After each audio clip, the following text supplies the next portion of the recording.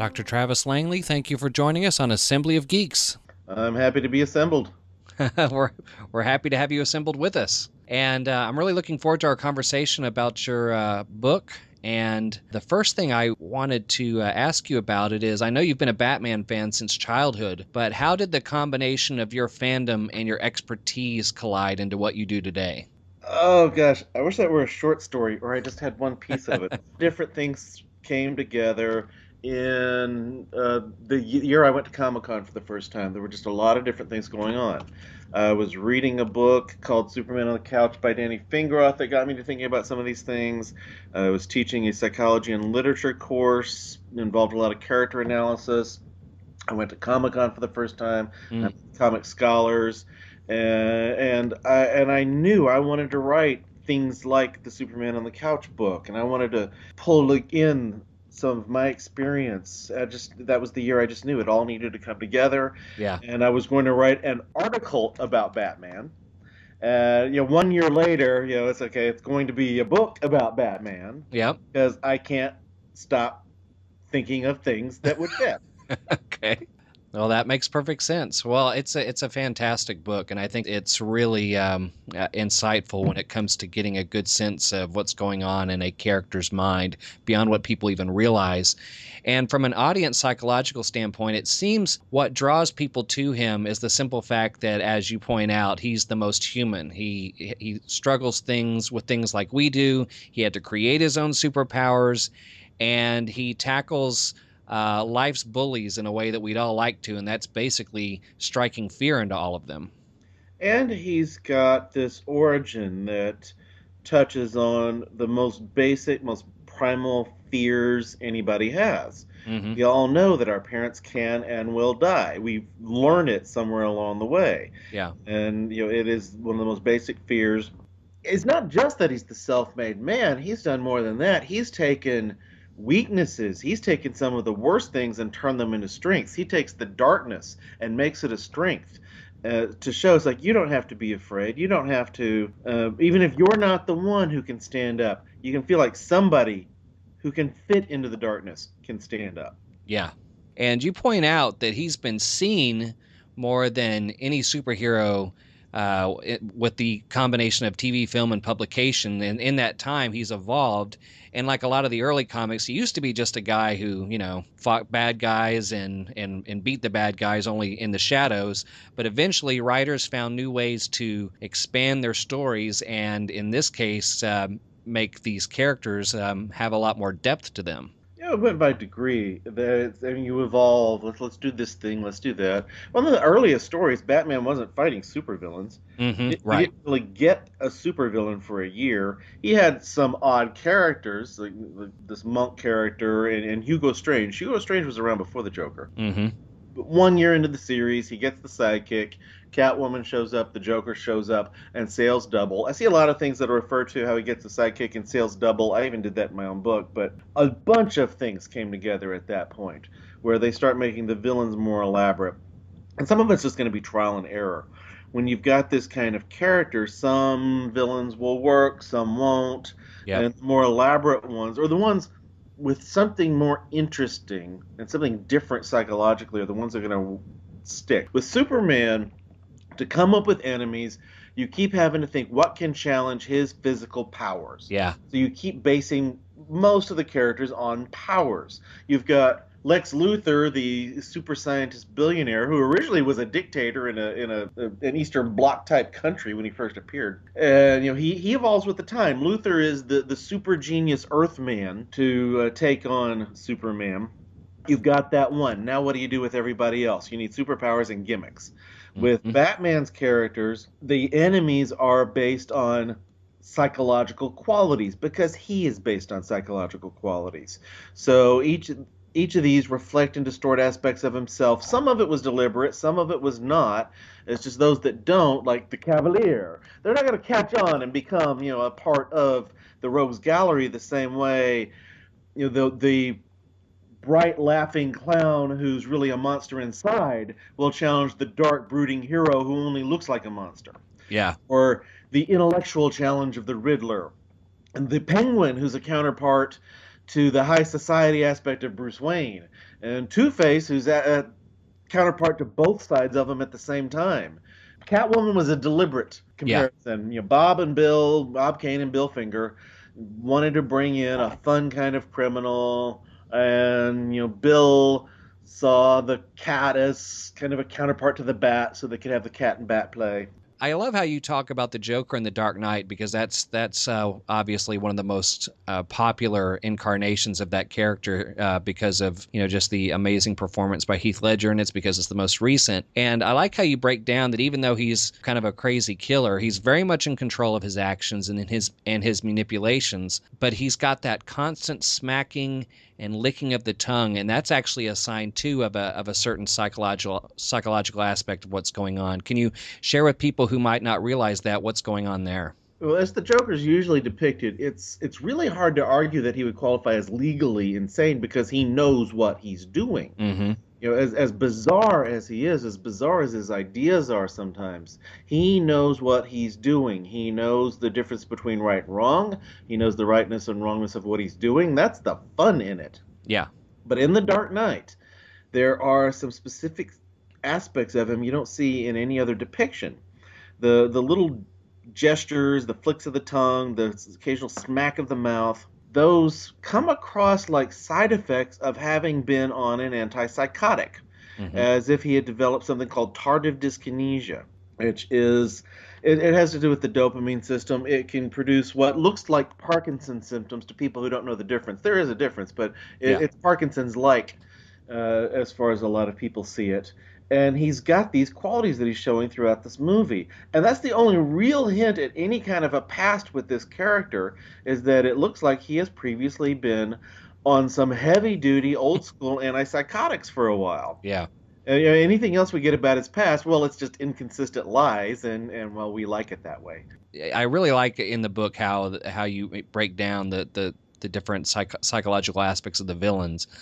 We've all kind of had preconceived notions and maybe guesses, those of us who aren't as well versed in the field as you are, that have jumped to conclusions as to what is going on in Batman's head. As you pointed out a moment ago, firstly, you've got the trauma of how any kid deals with the loss of his parents, especially if you witness what happens.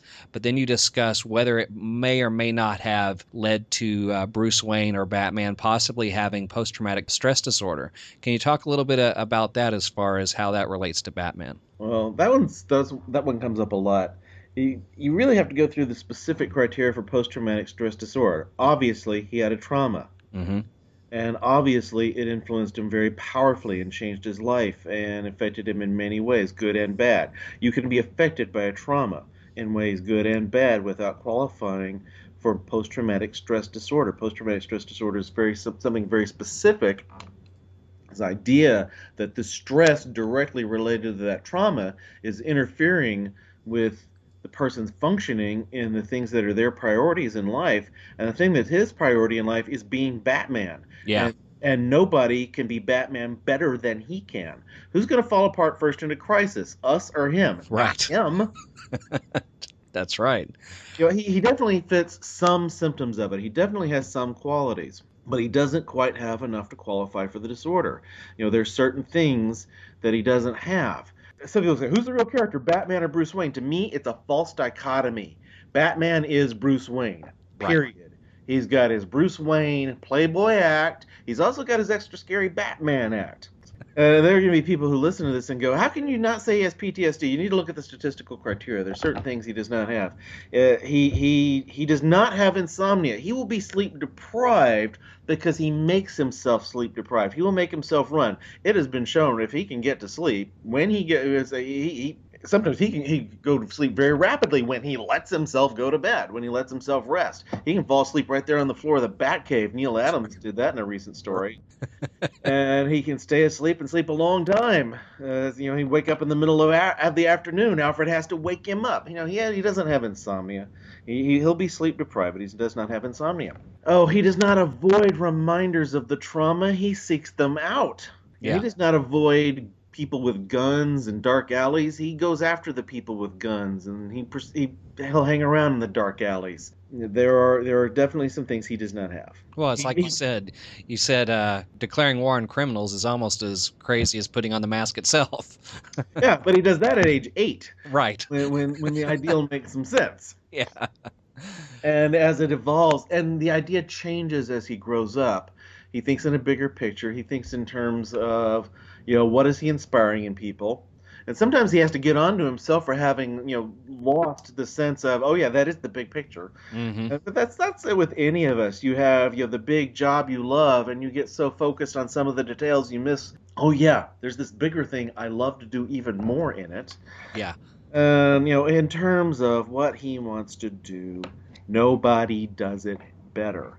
that's right. It's one of the criticisms of things like Maslow's hierarchy of needs and some ideas that were popular with humanistic psychology. Hmm. That's what the branch is called. Yeah. That the idea is that you're progressing through your most basic needs to your higher needs to work on enlightenment and self-actualization, fulfillment of your potential as a human being. Right. And one of the criticisms had been that, some of that can be kind of selfish. You're so focused on self actualizing that you're missing out on doing some of the stuff in the real world. Yeah. Batman would not give up his pain. As rough it is on him sometimes, he won't give up his pain because it helps drive him and do the things he needs to do. He will skip that higher. It's even in the Man Who Falls version of his origin, that he specifically decides, no, I'm not going to stay around here for the additional years it would take to get enlightenment. I need to go, stop crime. Hmm. Yeah, and a couple of other things that people frequently ask about Batman that I wanted to get have people hear your take on was why does he always have the attraction to a bad girl like Selena Kyle slash Catwoman, and why is he always so lenient on such a nemesis, an arch nemesis like the Joker? It's lenient is an interesting word. He will Yeah, beat the hell out of the Joker. yeah. Well, maybe He not won't always finishing the kill job them. per se. He won't kill them, and that's Right. a defining issue to the character. Really, you've thrown in two questions right there. The issue with the women is a different issue from why won't he kill the Joker. I know there are people who it's like he won't. Why won't he kill the Joker? Because he's not a killer. Because he is a vigilante, and we got a whole list of reasons. One is just the simple aspect. If he ever crosses that line, the police can't kind of tolerate him. Yeah. Commissioner Gordon right now is working with a vigilante in a mask. But if he's working with a killer, a masked killer, that's something else entirely. The police can't work with him. They can't tolerate, when he's doing that. Even if it's just the Joker, you've then done the thing. You've become something else. There's one of the many issues. There's a practical aspect. Batman is Batman because of his self-control. Because he decided, I am going to turn myself into this fantastic creature. His discipline makes him Batman. And he pushes it pretty far, but he cannot give up that discipline or he's not Batman. It's part of him as a human being. It's part of him in his mission. We go into philosophical issues and so forth. Clearly, there are many lives that he could save by killing the Joker. Clearly. But he's also an example. Hmm. Batman is also about being an example, not just what he personally can achieve. And if the example is that other people ought to stand up to evil, that's one thing. If it's that other people ought to just take the law in their hands and go kill evil, other people aren't going to apply it correctly. They're going to kill some who weren't guilty. They're going to make many mistakes. And so, he is a role model. That's one of the important things about the character. And why is he interested in the bad girls?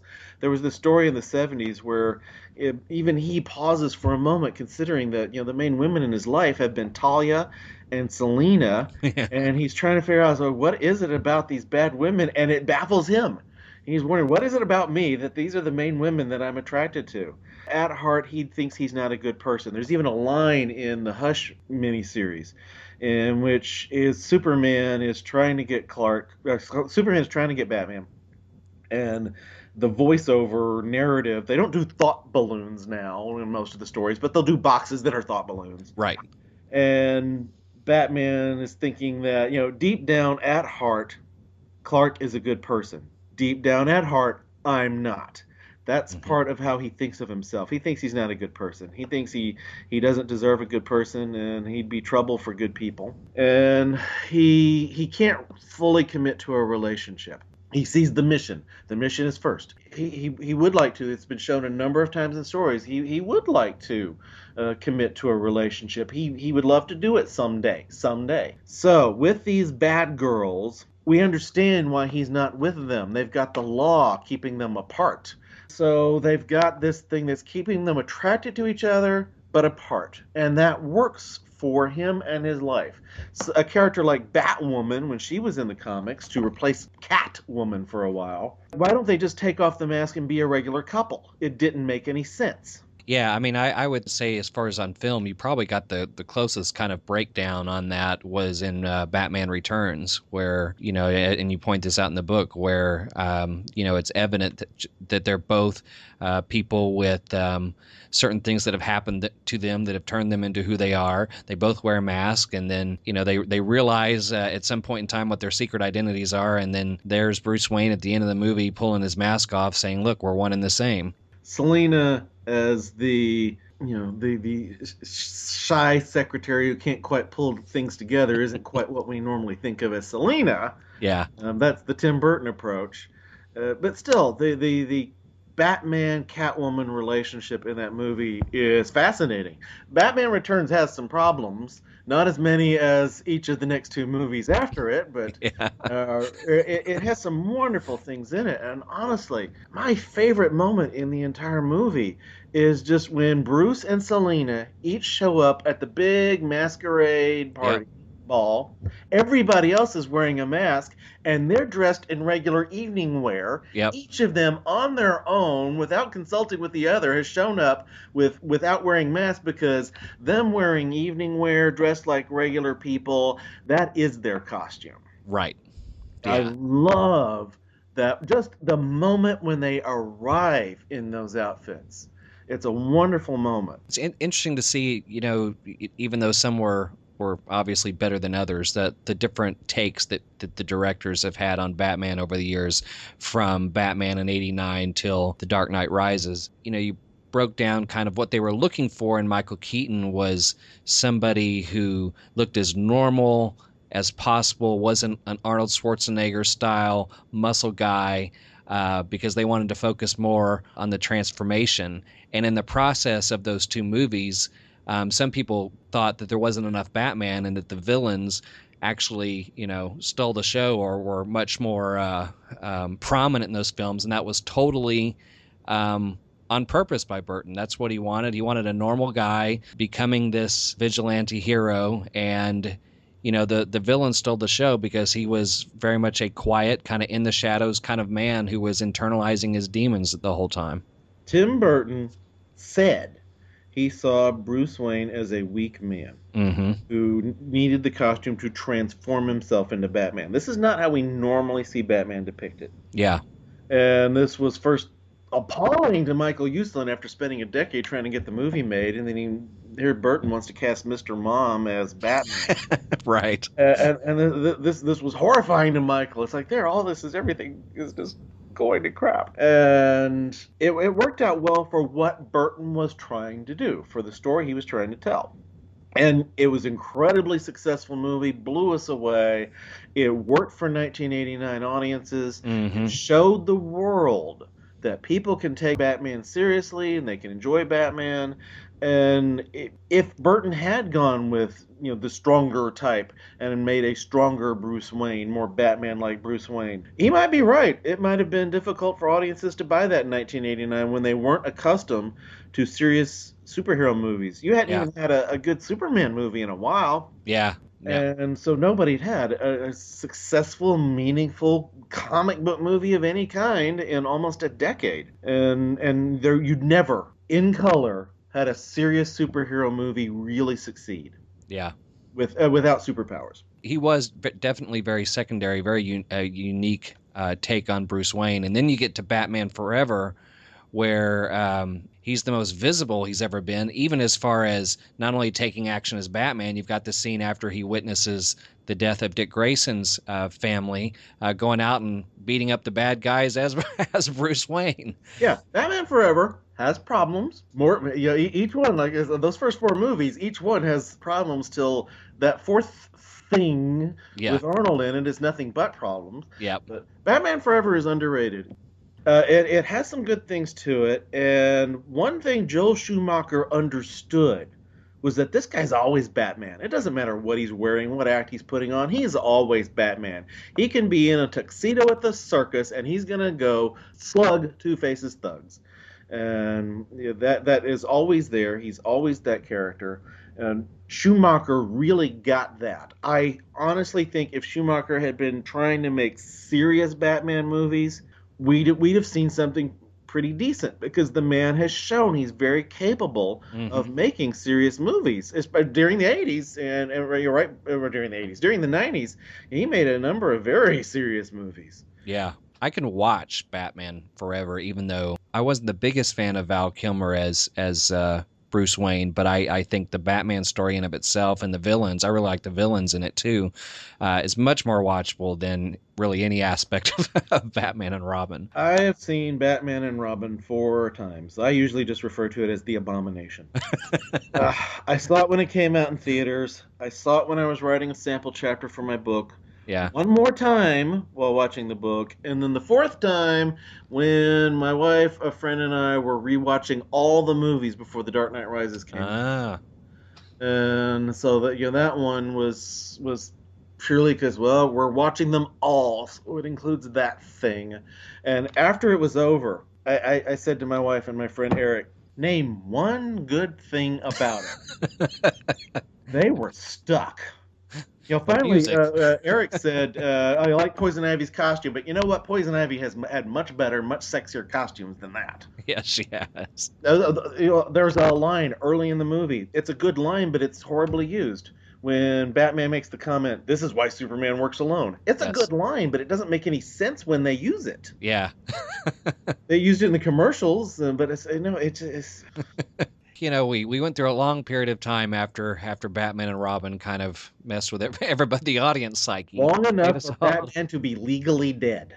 Yes. It's 8 years before another Batman movie. But thankfully, when he came back, we got a very, very solid depiction. And probably, here we are talking about what the audience is ready for. This must have been the time frame where the audience was ready for something like Batman Begins, because this really is, whereas Burton tried to kind of mix a real city and put kind of a cartoon or comic aspect to it, this was literally a depiction of Batman that really made it look like, okay, if he really existed in today's day and age, this is probably pretty close to how things would go down. And as you point out, I mean, we get a pretty decent insight on his psychology and the psychology of the villains as well, whether they're especially Two-Face and the Joker in The Dark Knight. But I think in this film series, when we talk about that trauma, I think I find myself caring, or at least a lot more emotionally invested in him dealing with that trauma a lot more in this series. Maybe it's just the way it's depicted. Maybe it's just, the way that Christopher Nolan told that part of the story. But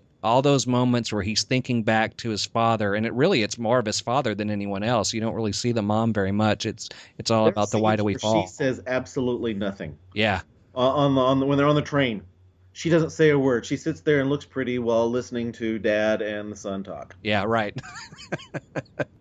Yeah, it's not quite the real world, but it feels like the real world, and that was the point. Right. There's no rare blue flower that produces all these particular effects. There's no League of Shadows, as far as we know. There's all kinds of technology that doesn't exist in the real world, but we accept it because they hired Morgan Freeman to tell us that it exists. Yeah, that's right. And so it feels like the real world, even though it's you break it down. Okay, it's not quite. There's still science fiction and fantasy to it. Sure, science fiction, but it feels real. It gives us a feel of what would it be like, this guy running around doing these things in a modern city, and you have to have a system that has failed for it to work.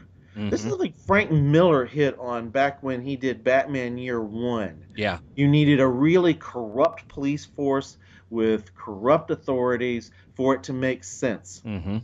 There is a group of women, the Pink Sari women in India, who have grown to be 20,000, but they start with one woman who she sees a man beating on his underage wife. And this woman gets involved. She's trying to get him to stop, and he beats her up too. She comes back the next day with five other women with bamboo sticks, and they all beat the hell out of him Right. to teach him don't do this. And then they grow to be 20,000 women in their pink saris taking on men who abuse their wives and men who are getting underage wives. And you have to be in an environment where the system isn't working, where the law is failing to protect those individuals Yeah. for it to make sense. Where, okay, it does make sense them doing this vigilante action. Gotham City had to be the most corrupt city in America for us to accept that it makes sense for a vigilante to arise. Yeah. There's talk in your book about the decision that Michael Keaton made, that once he made the transformation to change his voice, because that was part of the transformation, and of course a little aspect of the whole secret identity and I'm not Bruce Wayne right now sort of thing. But Christian Bale took a whole lot of, I think to some degree, unnecessary criticism for his decision to do that. What is your take on the way that Bale chose to change his voice once he became Batman? Well, I know people who like the voice. I hate his Batman voice. Really? I do. Although there are lines where it works. It has this extra scary quality to it especially when he shouts something that starts with the word where. Yes. No, you're right. I will give you that. I do think there are certain lines that work better with that voice than others in that film. But when he's just talking to people, like toward the end of The Dark Knight, when Morgan Freeman walks in, and there's Batman standing in front of all the screens just talking. Lucius Fox knows that Bruce is Batman, and Batman's doing the voice. Of course, also in The Dark Knight, the studio added some effects to amp up what was going on with that voice. Hmm. But people are making fun of that voice. It was so overdone. It should have been done Yeah, not quite as extremely as that. Keaton really did a great job with that voice. Keaton's was much more subtle, but you could tell the difference between the two voices still. Yeah, and Kevin Conroy in Batman the Animated Series, he just perfects it. Yeah, well, and he wasn't a fan of Bale's voice either. I've had conversations with him about that. Yeah. And he's just, why didn't anybody tell him? Yeah, right. Well, what is your initial reaction to what Warner Brothers is planning to do next in the casting of Ben Affleck to play Batman next? I'm open-minded. I'm optimistic. I am. I, once upon a time, was horrified that they were casting Mr. Mom as Batman. Right. I, once upon a time, was trying to figure out why that Heath Ledger guy was going to be the Joker. Yep. I've been through these things, so I know, people can do surprising things. What's interesting to me is when I've heard people say, well, I can see Ben Affleck as Bruce Wayne, but not as Batman. Do you realize where most of the acting takes place? Right. Michael Uslan, long before this Ben Affleck casting happened, said that a lot of people will ask him, who's your favorite Batman? And he always says, you're asking the wrong question. It's who's your favorite Bruce Wayne?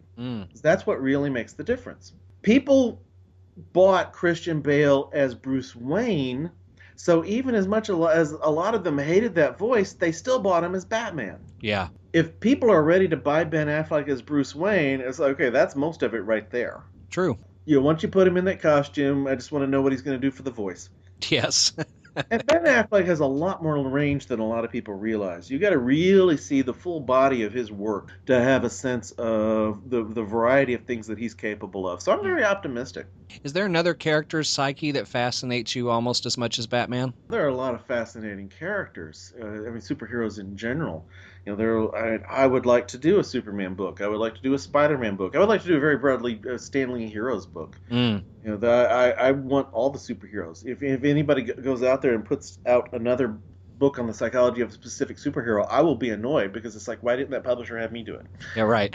They're all mine. I really, really want to do a Sherlock Holmes book. That would be a good book too.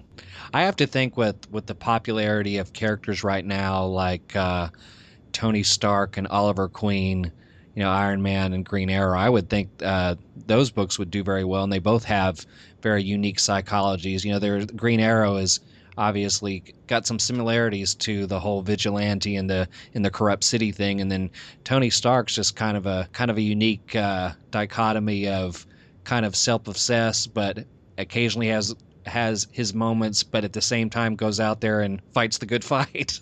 Yeah. And interestingly, with both Green Arrow and Iron Man, Oliver Queen and Tony Stark, at one point in their lives, they were both what Bruce Wayne pretends to be. They really were the rich boys, not being as fully responsible as they ought to be, especially Oliver Queen. Yeah. Although you think of it more with Tony Stark, but Oliver Queen was the one who was truly irresponsible. I mean, he's drunk and falls off a boat. Yeah. That's These very guys true. these guys are interesting characters. The thing with them is they don't have the fascinating rogues gallery that Batman has. Mm-hmm. Arrow keeps throwing in Batman characters as their way of I know. fleshing things out, which it's it's working. It's a successful show. I saw the Flash episodes this season, but I watched the first 5 episodes of the first season, and I was getting bored. And everybody tells me it improved after that, but I said someday I'll catch up. Yeah. But one thing that just aggravated me about with Arrow was a completely selfish thing, was that I wanted a live action Batman series, and Arrow being on TV was going to keep us from getting a live action Batman series. So what do you think about this idea of the Gotham TV series? I don't know. It's about delivery. The idea of dealing with the villains, Mm-hmm. the super villains, long before Batman is around is odd to me, because you're making Gotham stranger. Well, it depends on what they do with the villains. The Riddler is going to be a coroner, and the Penguin works for a mob boss. Yep. Yeah, okay. Okay, you're going there. Just don't get into Joker. Really, really, really, really, really, really, really, don't get into the Joker. Yeah. You can't get into the Joker before you have Batman around. You just can't. Yeah. And the pictures I've seen of Bruce and young Selina, for some reason, those kind of interest me. Yeah. Even though part of me thinks Selina should not meet Bruce until they're grown. Something about that interests me. So and then there's a big off the record thing I can't say about why I have certain opinions on it. Gotcha. Well, outside of this book, are there other things that you're currently working on or have recently produced that you really would like people to know about? I've got a column at Psychology Today, Beyond Heroes and Villains, that I love. I know it's called a blog, but you go to the origin of the word blog, biolog. It's not a log of my life. It's Right. an online column. Yeah. And I enjoy writing on that. I'm in a documentary called Legends of the Night, Mm-hmm. produced by Brett Culp. Yes, that's coming here. Yeah. Next weekend, I will be at St. Louis Comic-Con, where I'll meet Athena Finger in person. We've had so many communications online and by phone, but I haven't met Bill Finger's granddaughter yet, the granddaughter of the uncredited co-creator of Batman. Mm-hmm. She'll be there. Part of the reason for going there is it's been on a list for some time that Eric Bailey in English, who goes to some of these conventions with me, he hasn't met Adam West. It's been on the list. I have to make sure Eric meets Adam West. And Athena Finger, a month ago, had said she'd like to meet Adam. I said, I'll see what I can do. And so I got Wizard to fly Athena and her son Ben to St. Louis Comic-Con next week. So we will be there for the week of the actual 75th anniversary of Batman. Nice. Be there with Adam West and Bill Finger's granddaughter to celebrate Batman. Later in this month, I've got WonderCon in Anaheim. Mm-hmm. I've got a wedding anniversary this month, and I've got my parents' 50th wedding anniversary is this month. Oh, awesome. Yeah, so we've got personal things, in going on this month as well. And I might go to Philadelphia Comic-Con, but it depends on whether they arrange one particular thing that I want to be there for. If they don't do that, I'm not going to Philadelphia. Otherwise, I'm convention-free after this month until San Diego. My calendar begins and ends with San Diego Comic-Con. And people can still get your book on Amazon and especially other online booksellers. And I've also heard the really solid audio version of your book. It is. It's a good audio. Well, Dr. Langley, I think we could definitely spend a lot more time, hours even, I think, covering the an in-depth look at Bruce Wayne, Batman, and his nemesis. You know, it's such an insightful book, and I think it's going to be enjoyable for many fans who haven't had a chance to read it. I know those who have enjoyed it as much as I have, and I definitely wanted to give people an opportunity to hear some of the insight on the program today, so they'll go out and read just how much more we could have actually talked about. So I really appreciate you sharing your knowledge and insight with us today. Oh, thank you for inviting me.